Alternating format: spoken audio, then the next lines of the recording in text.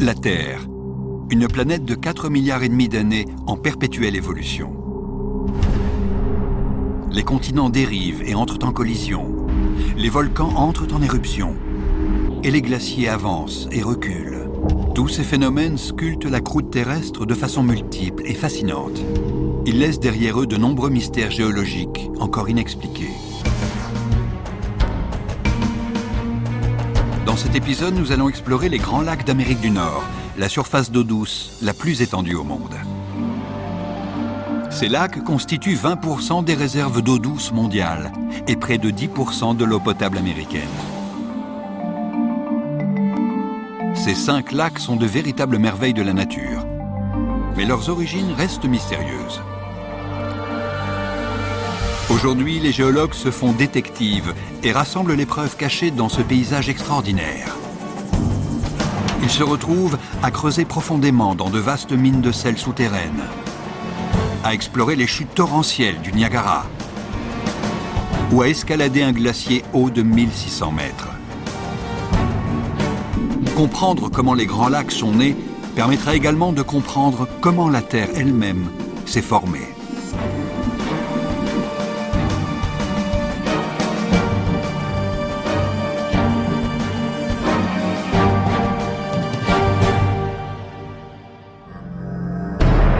Les 4 grands lacs, le lac supérieur, le lac Michigan, le lac Huron et le lac Erie, se jettent tous dans les chutes du Niagara, qui tombe elle-même dans le 5e grand lac, le lac Ontario.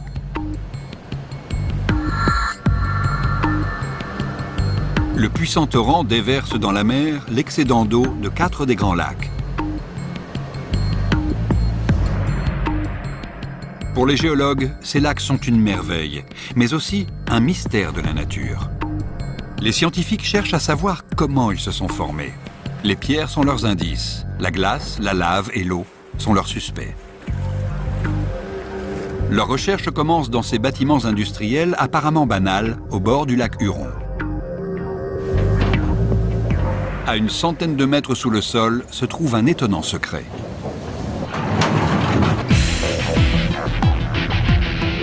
Les profondeurs du lac Huron, mais aussi du lac Michigan, recèlent de vastes mines de sel creusées directement sous les lacs d'eau douce.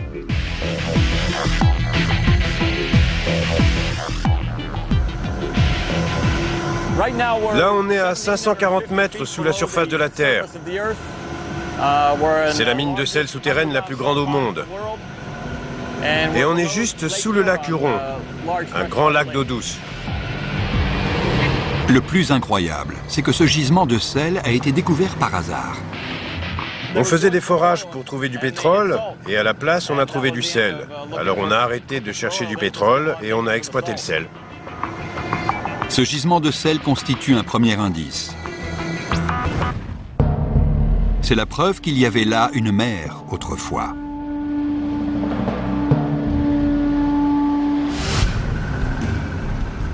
Il y a des années, il y avait un grand lac salé ici. Mais au fil des saisons sèches, le lac s'est asséché, l'eau s'est évaporée et le sel s'est déposé ici, dans ces mines. Il existe des centaines de couches de sel. Les chercheurs en ont conclu que la mer s'était asséchée, puis remplie à nouveau des centaines de fois. Les scientifiques prouveront par la suite que la mer s'est définitivement évaporée il y a des millions d'années. 35% du sel nord-américain provient de ces mines. Ce sel est utilisé pour déneiger et dégivrer les routes et les trottoirs ou pour assaisonner les plats. C'est tout ce qu'il reste des mers datant de millions d'années. Et tout ce sel provient des sous-sols des lacs Huron et Michigan. Ce gisement de sel est énorme. Il doit y avoir 1000 milliards de tonnes de sel ici. Ce gisement s'étend jusqu'à Détroit et sous toute la surface du lac Huron et du lac Michigan. Le sel est fluide. Pourtant, au bout de millions d'années, les couches de sel auraient dû se détériorer. Pourquoi ont-elles résisté au temps ? C'est parce que le sel est protégé par une épaisse couche de roches impénétrables qui repose comme un bassin géant sous les lacs Michigan, Huron et une partie du lac Erie. Comme la porcelaine qui tapisse le fond des baignoires, le bassin rocheux maintient l'eau douce dans les lacs. Le géologue John Zawiski et son équipe de plongeurs recherchent des preuves sur l'origine de ce bassin rocheux. Ils se rendent à Thunder Bay, une petite île située au bord du lac Huron. En marchant sur la plage, Zawiski a découvert des preuves cruciales. Des roches apparemment insignifiantes, ignorées depuis des décennies. Mais Zawiski s'est alors rendu compte que ce qu'il regardait, c'étaient les restes fossilisés d'anciens animaux marins. J'ai reconnu quelque chose qu'aucun géologue n'avait même remarqué. Les têtes d'éponges géantes sécrétant de la chaux, qui sont à l'origine de la formation du récif. Zawiski a découvert le fossile parfaitement préservé d'une éponge de mer géante qui devait provenir d'un ancien récif corallien.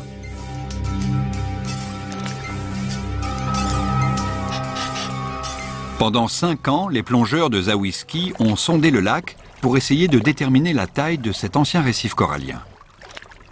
Ils en ont conclu que le récif devait faire une centaine de mètres d'épaisseur et qu'il devait s'enfoncer loin sous le lac Huron. Et Zawiski a pu prouver que ces roches étaient extrêmement anciennes. On peut affirmer, sans trop se tromper, que ces roches ont environ 385 millions d'années. L'Amérique était alors très différente. Il y a 385 millions d'années, cette partie du continent se trouvait dans l'hémisphère sud et elle était submergée d'anciennes mers chaudes de corail. Cette région était située au sud de l'équateur, sous un climat tropical. À cette époque, des mers peu profondes avaient envahi la plupart des terres de la planète. Tous les ans, les récifs coralliens se décomposent naturellement et se transforment en une pierre tendre, le calcaire. Et ce que les plongeurs de Zawiski découvrent sous l'île de Thunder Bay, ce sont principalement des couches et des couches de calcaire provenant des différents récifs coralliens successifs. Mais il y a des millions d'années, certaines roches calcaires situées près de la surface se sont transformées. Quand la mer d'eau saumâtre s'est évaporée, le calcaire s'est changé en une pierre plus dure. Cette pierre a directement façonné les grands lacs.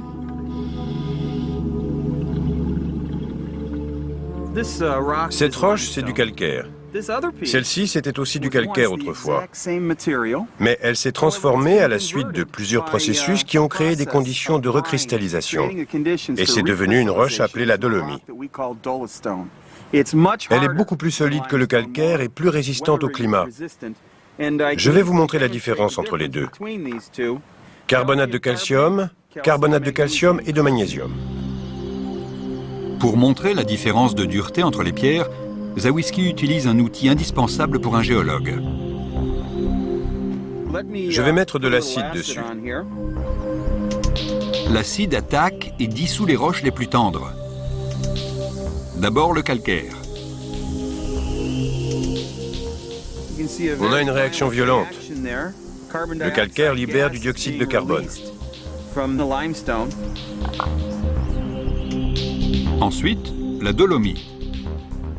Maintenant, je vais mettre de l'acide sur la dolomie. On n'a pas du tout la même réaction. D'ailleurs, il n'y a presque aucune réaction du tout. Zawiski a prouvé que la dolomie était une pierre plus dure et plus résistante que le calcaire. L'eau salée de l'ancien océan a transformé la couche supérieure du dépôt de calcaire en une pierre solide et résistante, la dolomie. C'est cette pierre qui constitue l'épais bassin de roches présent sous 3 des 5 grands lacs, les lacs Michigan, Huron et Erie. Les scientifiques commencent à reconstituer l'enchaînement des événements qui ont mené à la formation des grands lacs. Voici les premiers indices. De vastes gisements de sel prouvent l'existence d'un ancien océan. Cet océan saumâtre a transformé le tendre calcaire fossilisé en dolomie, une pierre plus dure. Et c'est la dolomie qui compose le bassin rocheux situé sous les lacs Michigan, Huron et Erie. Les sommets de ce bassin rocheux, les rebords, forment des falaises escarpées qui dominent ces 3 lacs. Cet immense mur de pierre, appelé l'escarpement du Niagara, constitue la frontière entre ces lacs. Et il a créé l'un des plus beaux spectacles naturels au monde, les chutes du Niagara. 3000 tonnes d'eau par seconde passent par-dessus cette falaise de dolomie. Toute cette eau provient des 4 plus grands lacs. Mais c'est plus qu'un simple miracle de la nature. Les chutes du Niagara sont un élément clé qui aidera les scientifiques à déterminer quand l'eau douce a commencé à couler dans ce qu'on appelle aujourd'hui les grands lacs.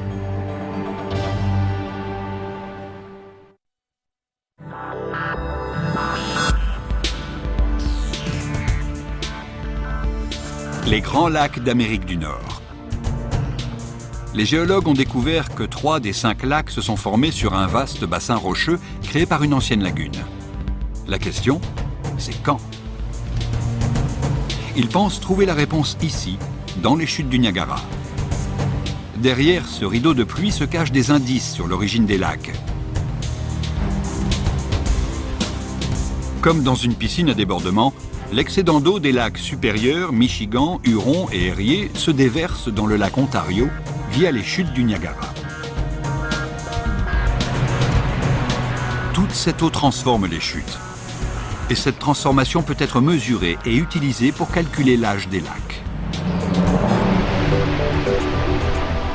Les chutes ont été étudiées pour la première fois par l'un des pères fondateurs de la géologie moderne, Charles Lyell. Lyell, l'un des premiers à avoir percé à jour certains des secrets de la Terre, était intrigué par le concept de temps géologique. Charles Lyell est arrivé aux chutes du Niagara dans les années 1840 et il a fait des observations très intéressantes. Il croyait au principe selon lequel les événements qu'on observe aujourd'hui peuvent être utilisés comme des exemples de ce qui est arrivé dans le passé. Lyell pense que le monde ne s'est pas façonné en quelques jours, ni même en quelques années, mais très lentement, durant des millions et des milliards d'années. Lyell s'oppose alors aux érudits bibliques de l'époque, pour qui la Terre a été créée en un laps de temps relativement court. Lyell comprend que des transformations géologiques spectaculaires ont lieu tous les jours dans les chutes du Niagara. S'il arrive à mesurer ces transformations, il pourra peut-être calculer l'âge des chutes. La technique de Lyell est extrêmement simple. Il a remarqué que sous les chutes, il y avait une grande gorge. Les locaux disent que cette gorge s'étend progressivement à mesure que l'eau creuse l'escarpement des chutes. Avec l'érosion de l'eau, les chutes reculent.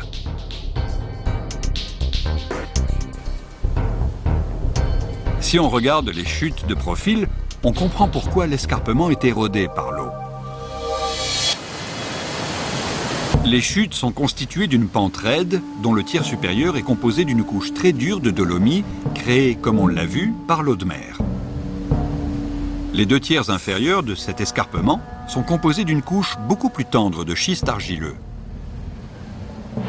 À mesure que l'eau tombe, elle érode le schiste argileux qui se trouve sous la dolomie et des blocs de roche se détachent de l'escarpement. Là-bas, on voit des blocs massifs de dolomie qui sont tombés au pied des chutes.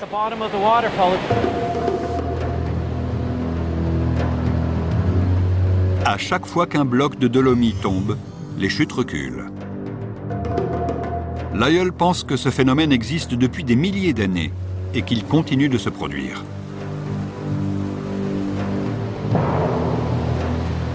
L'apparition de ce phénomène correspond à l'apparition des lacs, au moment où l'eau s'est frayé un chemin jusqu'à l'escarpement et a commencé à l'éroder. Pour découvrir l'âge des chutes, Charles Lyell n'a plus qu'à se livrer à de simples calculs mathématiques. Il s'est rendu compte que les chutes étaient alors à 11 km de leur point d'origine. Il a calculé qu'elles reculaient de 30 cm chaque année. Il en a donc conclu que les chutes avaient environ 35 000 ans. Les calculs de Lyell sont basés sur de simples mesures, mais ces mesures n'étaient pas tout à fait exactes. Il pensait que les chutes reculaient de 30 cm par an. Aujourd'hui, les mesures sont beaucoup plus précises.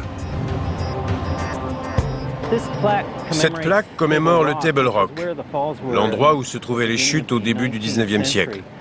Depuis cette date, les chutes ont reculé d'environ 190 mètres. Ces 200 dernières années, les chutes ont donc reculé non pas de 30 cm, mais de 1 mètre par an. Les calculs de Lyell étaient donc faussés. Les chutes n'ont pas 35 000 ans, mais un tiers de ce chiffre, tout juste 12 000 ans. Le temps d'un battement de paupières dans l'histoire de la Terre, âgée de 4,5 milliards d'années.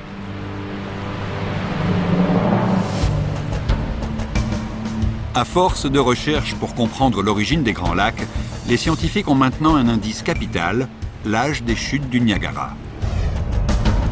Nées au même moment que les Grands Lacs, les chutes servent de débordement pour l'excédent d'eau des lacs en amont qui se jettent dans le lac Ontario. Donc, si les chutes n'existent que depuis 12 000 ans, cela signifie que les lacs sont tout aussi incroyablement jeunes.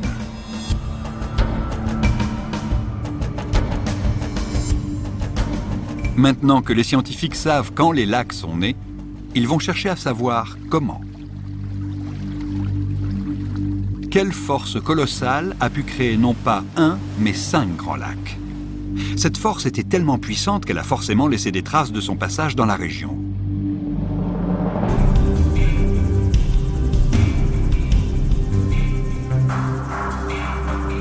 Le géologue John Menzies scrute le paysage à la recherche des mystérieuses forces qui ont créé les Grands Lacs. Et il remarque quelque chose d'inhabituel. Plusieurs collines étranges en forme de dos de baleine, appelées drumlins. Certains sont petits et ramassés, d'autres sont beaucoup plus allongés. Celui-ci fait presque 160 mètres de longueur, 46 mètres de hauteur et 60 mètres de largeur. Voici la preuve que John Menzies cherchait.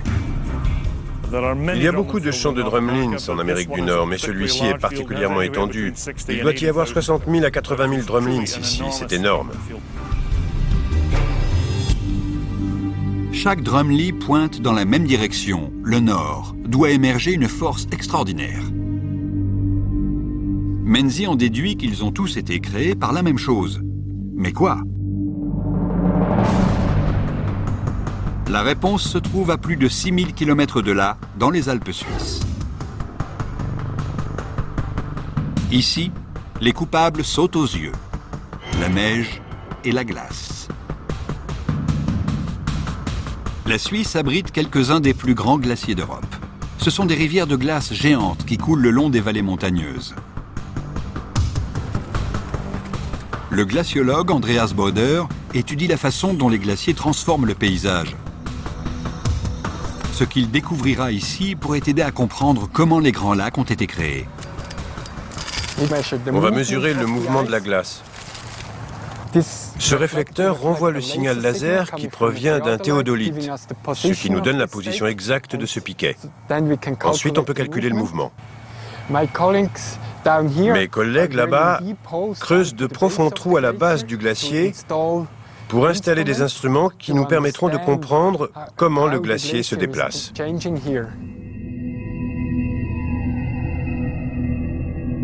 Les mesures de Boder montrent que ce glacier bouge de plus de 3 mètres par mois. Voici un glacier qui est en train de s'écouler le long de la montagne. Ce sont des images prises à intervalles réguliers pendant toute une année. Pour comprendre ce qui le fait bouger, Boder escalade le glacier. Ce glacier est âgé de milliers d'années et il peut faire 1,6 km d'épaisseur. De la glace qui fait 1,6 km d'épaisseur pèse un poids colossal de 3,8 milliards de tonnes par kilomètre carré, ce qui équivaut au poids de 59 000 pétroliers remplis à ras-bord. Et c'est ce poids écrasant qui fait du glacier une telle force de la nature. C'est ce poids qui entraîne doucement le glacier vers le bas de la vallée, en portant tout sur son passage, des roches et des débris.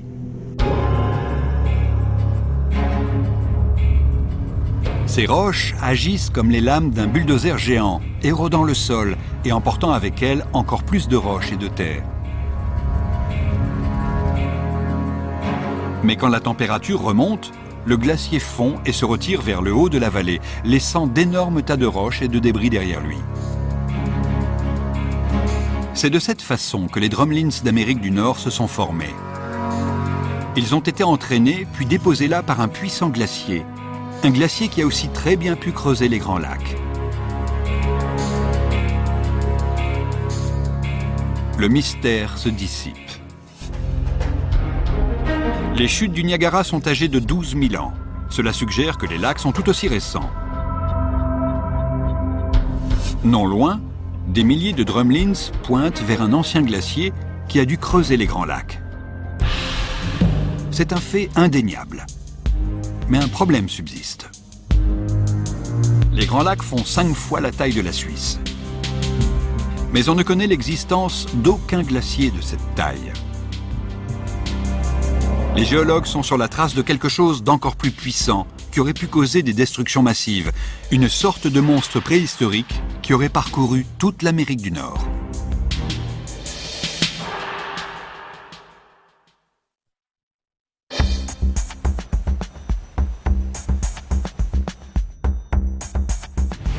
Les géologues scrutent le paysage à la recherche d'une force colossale, une force capable d'arracher 12 milliards de tonnes de roches et de créer les grands lacs d'Amérique du Nord.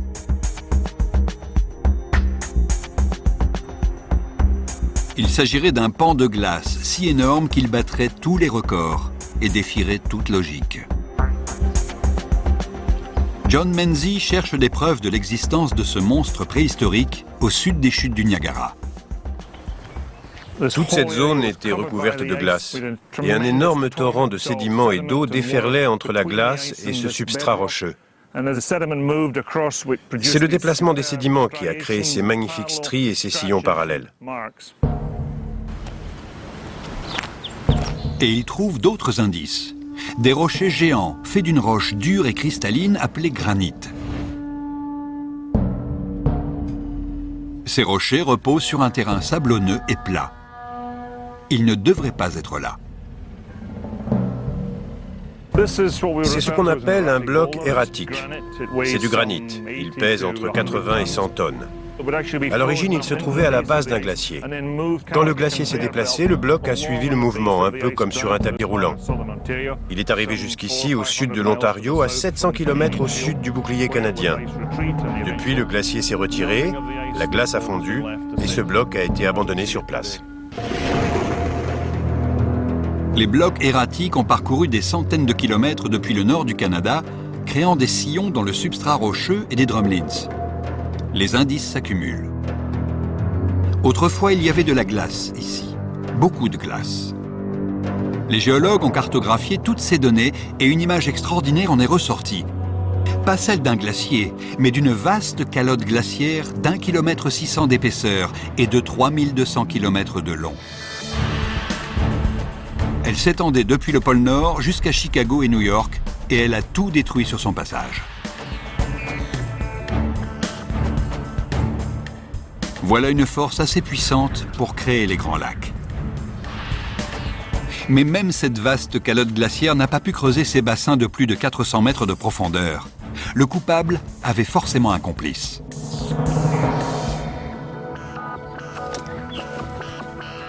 À Scarborough Bluff, à une trentaine de mètres du lac Ontario, John Menzies a découvert un dépôt inhabituel sur un escarpement. Les couches de roches lui permettent de remonter le temps géologique. Plus il s'enfonce, plus il remonte loin. C'est un voyage à travers les 60 000 dernières années de l'histoire géologique de cette partie du Canada. La formation la plus basse date d'il y a environ 65 000 à 40 000 ans. La couche suivante date d'il y a 25 000 à 10 000 ans. Menzies s'intéresse aux couches les plus sombres, prises en sandwich entre les couches les plus claires. Ce que nous voyons ici, c'est une série de sédiments qui illustrent les mouvements de la glace à travers cette partie du Canada. Ces couches sombres marquent la fin de chaque période glaciaire. Elles sont constituées d'éléments organiques issus des plantes qui ont repoussé avec le réchauffement climatique. John Menzies tient la preuve que la période glaciaire est revenue au moins 2 fois ici pendant son cycle de destruction. En fait, dans la région des Grands Lacs, les géologues ont trouvé pas moins de 10 énormes calottes glaciaires distinctes. À chaque fois qu'une nouvelle calotte glaciaire se déplace, elle creuse un peu plus les bassins des Grands Lacs pour finalement former le plus grand système de lacs au monde. Mais la glace a épargné beaucoup d'autres endroits. Cela suggère qu'il y avait d'autres forces en jeu. quelque chose dans le passé des lacs les a différenciés des terres environnantes et les a rendus plus vulnérables aux attaques des calottes glaciaires. Menzies décide de creuser un peu plus pour retrouver les paysages qui existaient avant les périodes glaciaires. En remontant 2,5 millions d'années en arrière, il découvre l'existence d'un ancien réseau de rivières qui coulait à l'endroit même des Grands Lacs. La topographie préglaciaire du bassin des Grands Lacs correspond parfaitement à l'actuel système des Grands Lacs et des bassins. L'emplacement et l'écoulement des anciennes rivières concordent exactement avec ceux des Grands Lacs d'aujourd'hui. Ce n'est pas une coïncidence. Ces anciennes rivières ont créé des vallées qui ont guidé le déplacement des calottes glaciaires. Quand les calottes glaciaires avançaient vers le sud, elles avaient tendance à suivre le chemin tracé par les rivières préglaciaires. C'étaient des zones de déplacement très rapides et du coup elles ont créé une érosion des sols encore plus forte. Les calottes glaciaires se sont engouffrées dans les anciennes vallées et elles ont pu se déplacer beaucoup plus vite. Menzies pense que les épais sédiments laissés par la rivière ont accéléré le déplacement des calottes glaciaires. Les sédiments agissent comme des lubrifiants sous la glace. Ça a dû sensiblement accélérer le glissement des calottes. Ces calottes glaciaires hyper rapides étaient encore plus destructrices pour le paysage. Une partie du mystère est levée. La présence de nombreux drumlins atteste de la puissance brutale des vastes calottes glaciaires. Les couches de roches sombres révèlent que la glace était un tueur en série. Un réseau d'anciennes rivières a laissé certaines zones plus vulnérables que d'autres à ces attaques. Il a transformé des calottes glaciaires lourdes et lentes en calottes hyper rapides et hyper destructrices. Ces calottes ont creusé la roche tendre et les sédiments jusqu'à la couche de dolomie plus dure. Cette couche correspond aujourd'hui au plancher rocheux des lacs. Voilà comment les bassins des Grands Lacs ont été créés. Affaire classée pour 3 des 5 lacs. Mais pas pour les 2 derniers situés en dehors du bassin rocheux. Les lacs Ontario et Supérieur sont des outsiders. Pour eux, cette théorie ne tient pas. Ils sont simplement trop profonds. Pour comprendre pourquoi, une audacieuse équipe de plongeurs part en expédition sonder le lac Supérieur, le plus grand, le plus profond et le plus important de tous.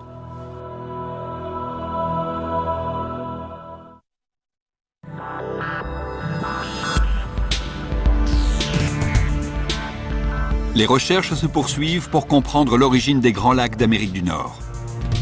Les géologues ont prouvé que les lacs centraux reposaient sur un vaste bassin rocheux créé par une ancienne lagune et creusé par des calottes glaciaires géantes.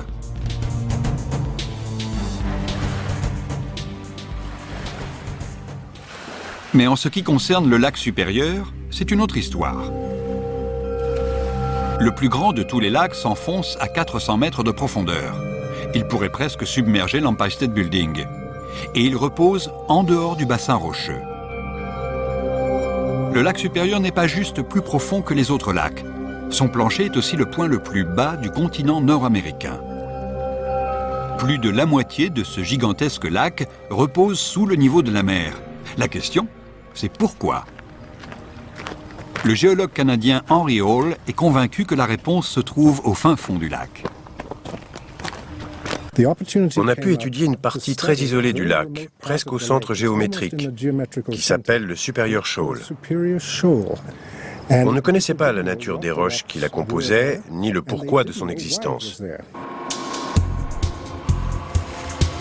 À l'été 1987, Hall dirige une expédition dans les profondeurs inexplorées du lac.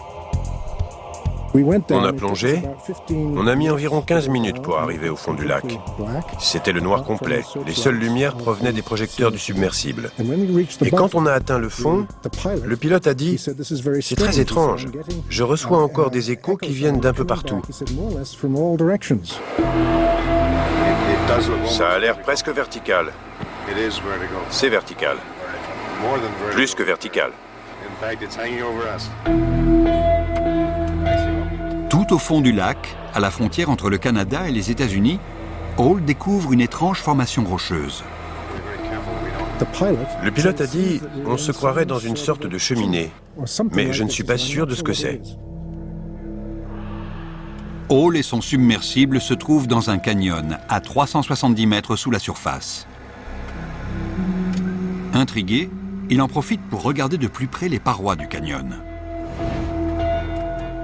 Et en remontant, j'ai commencé à voir des stries, comme ici. C'étaient d'authentiques stries glaciaires qui se trouvaient sur les parois de ce qui devait être un canyon. On remonte le long de cette façade verticale. Hall a découvert un vaste canyon strié et éraflé par le glacier qui a creusé le lac. Mais c'est le type de roche constituant le canyon qui explique l'exceptionnelle profondeur du lac supérieur. Il utilise les bras du robot sous-marin pour prendre des échantillons des parois du canyon. Le canyon est constitué de basalte noir. La découverte de cette roche fait prendre à l'enquête une direction surprenante. Le basalte a seulement pu être formé lors d'une intense activité volcanique. Cette roche se forme lorsque le magma provenant des profondeurs de la Terre remonte à la surface. Il y a 1 milliard d'années, la croûte terrestre s'est entrouverte à cet endroit, formant un rift. Le magma s'est infiltré et s'est répandu le long du rift. En refroidissant, il a laissé place à une couche de basalte solide. Et depuis des millions d'années, le rift se remplit de tendres roches sédimentaires. Dans ce lac, il y a une couche extrêmement épaisse de sédiments qui repose sur ces roches volcaniques. Et cette couche est relativement tendre. Beaucoup de géologues pensent que ce type d'activité volcanique n'est pas non plus étranger à la formation du 5e et dernier lac. Le lac Ontario est le 2e lac le plus profond. Là aussi, un rift est apparu, mais beaucoup plus tard que celui du lac supérieur. Cette crevasse volcanique s'est étendue jusqu'à l'océan, créant au passage le lac Ontario et la voie maritime du Saint-Laurent. Quelques millions d'années plus tard, la calotte glaciaire de plus d'1 kilomètre d'épaisseur a facilement creusé la structure du rift sous les lacs supérieurs et Ontario. L'extraordinaire histoire des origines de la formation des Grands Lacs est presque terminée. Dans les lacs centraux, les calottes glaciaires ont creusé la roche la plus tendre jusqu'au bassin de roches plus dures. Au nord, la glace a attaqué un rift âgé de milliards d'années pour créer le plus profond des lacs, le lac supérieur. C'est aussi ce qu'il s'est passé pour le lac Ontario. Quand les glaces ont fondu pour la dernière fois, il y a 14 000 ans, elles ont rempli les lacs d'eau douce. Ça semble logique. Mais il y a un problème. Il y avait tellement de glace que les Grands Lacs auraient dû être beaucoup plus grands qu'ils ne le sont aujourd'hui. Juste au moment où les géologues pensaient avoir résolu le mystère des origines des lacs, un nouveau mystère surgit. Où est passée toute cette eau ? Le géologue John Menzies cherche à comprendre ce qu'il s'est passé à la fin de la dernière période glaciaire, quand la vaste calotte glaciaire de 1600 mètres d'épaisseur a commencé à se retirer vers le pôle Nord. Il pense que cette calotte était tellement grande qu'elle aurait dû créer des lacs beaucoup plus étendus que ceux qu'on connaît aujourd'hui. Il cherche des preuves de l'existence de l'un de ces lacs préhistoriques. La fonte de la calotte glaciaire a donné naissance à un immense lac d'eau douce que les géologues appellent le lac Iroquois. Quand ce lac s'est asséché, il a laissé derrière lui des plages encore visibles aujourd'hui. Menzies pense qu'on peut apercevoir les anciens rivages de ce lac dans les paysages inclinés autour du lac Ontario. À mesure que Menzies s'éloigne du lac Ontario, c'est comme s'il remontait le temps sur la trace des anciens rivages du lac Iroquois. Là, on traverse les rivages les uns après les autres. Si on est sûr que c'était des rivages, c'est parce qu'ils contiennent de grandes zones de sable, du sable de plage. La plus ancienne zone de plage a 12 000 ans et la plus basse a 6 000 ans. Arrivé en haut de la colline, à 120 mètres au-dessus du niveau du lac Ontario, Menzies se retrouve sur l'ancien rivage du lac originel.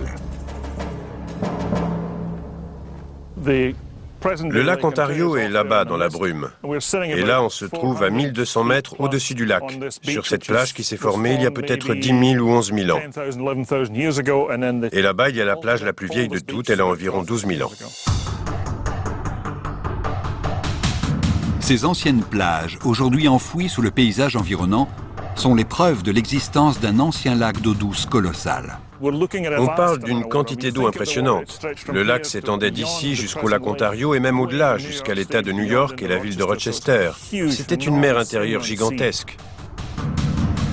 Malgré leur taille, les Grands Lacs ne représentent qu'une infime partie de ces vastes lacs préhistoriques. L'eau a disparu. Et les géologues veulent savoir comment. À 80 km à l'est de Toronto, dans le canyon de la rivière India, Menzies retrouve la trace des torrents disparus. Ce qu'on voit là, c'est un énorme gouffre sous-glaciaire formé par les eaux de fonte qui circulaient sous la calotte glaciaire Laurentide.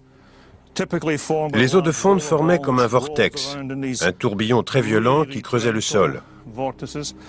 Les eaux de fonte contenaient plein de rochers et de sédiments qui leur permettaient de s'enfoncer encore plus profondément comme ici. Ces gouffres prouvent qu'il y a eu ici une inondation catastrophique avec d'énormes volumes d'eau qui se déplaçaient à des vitesses impressionnantes. Mais cette eau avait besoin d'une porte de sortie et Menzies pense l'avoir trouvée. Ce devait être un torrent immense, d'au moins 3 km de large, qui pouvait s'enfoncer jusqu'à 120 mètres de profondeur et se déplacer à une vitesse incroyable. À côté se trouve une pente abrupte, une preuve de plus de la puissance terrifiante de cette inondation.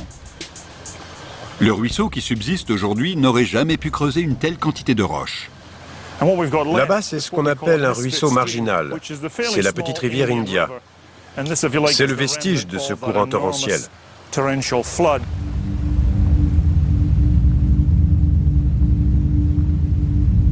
Les géologues pensent que lorsque la calotte glaciaire s'est retirée, elle a dévoilé le lit de l'ancienne rivière India. Les eaux de fonte en ont profité pour inonder la zone.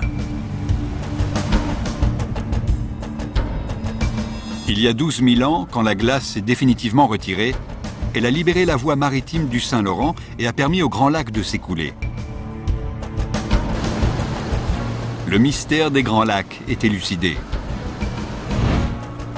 Les calottes glaciaires ont creusé à plusieurs reprises de profonds bassins, approfondissant d'anciennes failles dans la croûte terrestre. Les plages préhistoriques montrent que lorsque la dernière calotte glaciaire a fondu, l'eau a inondé le bassin pour créer d'énormes lacs, tels le lac Iroquois. Et quand la glace a définitivement reculé il y a 12 000 ans, l'excédent d'eau s'est écoulé, laissant les Grands Lacs tels qu'on les connaît aujourd'hui.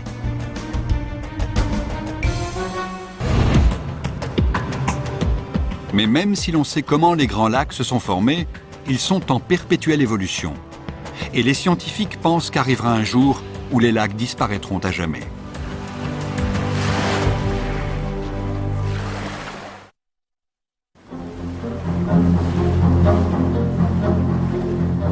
Les Grands Lacs évoluent depuis des milliards d'années.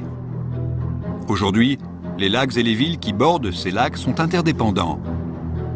Les lacs fournissent de l'eau potable à 20 millions de personnes et permettent d'irriguer les cultures de tout le Midwest. Mais depuis quelques années, l'avenir des Grands Lacs est incertain. Le niveau des eaux chute. Les personnes qui travaillent depuis longtemps sur les lacs ont déjà constaté des changements. On a remarqué une forte baisse du niveau des eaux au mois de septembre, où l'eau a baissé de 30 cm en une semaine. Et le reste de l'automne, le niveau de l'eau a encore baissé de 60 cm. On le voit à la couleur plus rose, plus claire de la roche, en dessous de la roche plus sombre, exposée au climat. Là, on voit que l'eau a carrément baissé de 90 à 120 cm.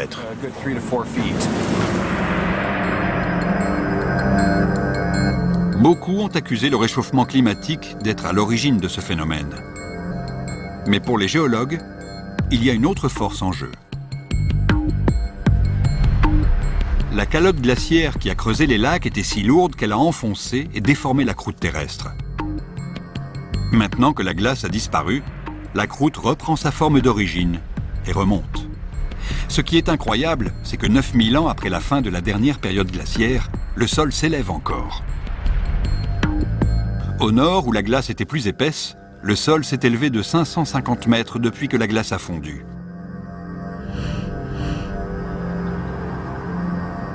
À Toronto, la célèbre tour nationale du Canada semble plus haute. Depuis que la croûte se regonfle, les terres autour du lac Ontario s'élèvent de presque 3 cm par an. La tour nationale du Canada repose sur ces terres. Du coup, elle aussi s'élève lentement comme toute la zone environnante. Le lac Nipissing est aujourd'hui une petite étendue d'eau au nord du lac Huron. Il y a 12 000 ans, quand la glace a commencé à fondre et que le lac Nipissing est né, il s'élevait au niveau de la mer. Quand la terre a commencé à remonter, le lac Nipissing s'est un peu vidé, mais il s'est aussi beaucoup élevé. Maintenant, le niveau du lac doit être à 120-140 mètres au-dessus du niveau de la mer. Les géologues appellent ce phénomène le rebond post-glaciaire. Ce rebond affecte le fragile équilibre du réseau des petites rivières qui alimentent les lacs. C'est un exemple intéressant du rebond post-glaciaire. Pour l'instant, cette rivière se jette dans le lac. Mais avec le rebond post-glaciaire, le sol pourrait s'élever et la rivière arrêterait de se jeter dans le lac. C'est le rebond post-glaciaire qui est en partie responsable de la chute du niveau des lacs. À mesure que les lacs se vident, ils s'allègent, ce qui permet à la croûte terrestre de remonter encore plus vite. Le niveau des lacs va baisser. Il y aura moins d'eau dans le bassin, le lac sera plus léger et ça ne fera qu'accélérer le rebond post-glaciaire. Le sol va s'élever encore plus vite et ainsi de suite. La croûte s'élève et les lacs se vident lentement. Mais dans quelques milliers d'années, les lacs feront face à un changement encore plus radical. Aujourd'hui, la géologie nous amène à explorer non seulement le passé, mais aussi le futur. On a la possibilité de prédire ce qui pourrait arriver dans les prochains millénaires. Et le futur se joue maintenant dans les chutes du Niagara, du moins en termes géologiques. Chaque année, les chutes reculent de près d'1 mètre. Il ne reste plus que 20 km et 21 000 ans avant qu'elles n'atteignent le lac Erie. Le jour où ça arrivera, tout va changer et s'accélérer. Si les chutes s'érodent jusqu'au lac Erie, ce qui prendrait des milliers d'années, le niveau des lacs supérieurs, Huron et Michigan, s'ajusterait au niveau inférieur du lac Erie et s'abaisserait. La pente raide qui sépare les chutes des lacs agit comme un bloc. C'est l'escarpement du Niagara qui est surmonté d'une roche dure, la dolomie. Quand les chutes auront reculé jusqu'au lac Erie, le niveau des eaux de tous les lacs perdront 55 mètres, la hauteur des chutes du Niagara. Le lac Erie se videra presque entièrement. Un jour, tous les lacs pourraient disparaître en même temps. Mais les géologues prédisent également l'arrivée d'une nouvelle ère glaciaire. Une nouvelle période glaciaire commencera et elle couvrira au moins 30% des terres, comme c'était le cas dans les périodes glaciaires précédentes.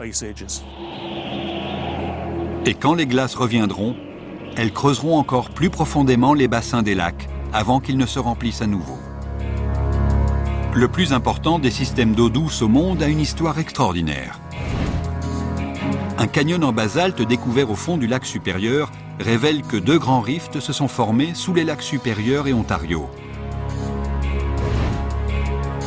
Des éponges de mer fossilisées prouvent l'existence d'une ancienne mer saumâtre qui est à l'origine du bassin rocheux sur lequel reposent les lacs Michigan, Erie et Huron.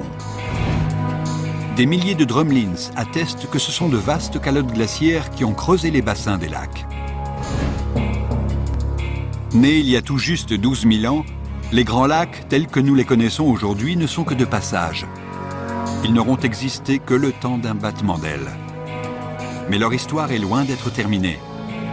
Les grands lacs changent et évoluent, à l'image de la Terre elle-même.